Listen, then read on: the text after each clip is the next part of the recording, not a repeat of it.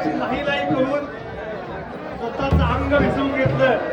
आम्हाला जसं शेतकरी आपल्या शेतामध्ये कष्ट करतोय शरीराची तमा न करता, तशा पद्धतीनं महाराजांनी बरोबर व्याकुलतेने व्याकुलतेनं तन्मयतेनं आपले विचार, मामांचे विचार, पांडुरंगाचे विचार तुमच्यापर्यंत ठेवले. आणि खरोखरच महाराज, जसं तुम्ही माझ्या मालकांच्या प्रती, माझ्यासाठी आणि माझ्या पुढील पिढीसाठी आशीर्वाद महाराज खरोखर मागितला, याच्यासारखं पुण्यवान आज माझ्यासाठी काहीच नाही. सगळे महाराज प्रवचनात कीर्तनात नाव घेतात, पण खरोखरच माझ्या गुरुबंधूंनी त्यांनी देवाकडे एवढंच मागितलं की भगवंता अशीच सेवा या दोन्ही घराण्यांच्या करून घे, त्यांना दीर्घायुष्य दे आणि अशीच सेवा त्यांच्या दरबारात, मामांच्या दरबारात आमच्याकडून करून घे.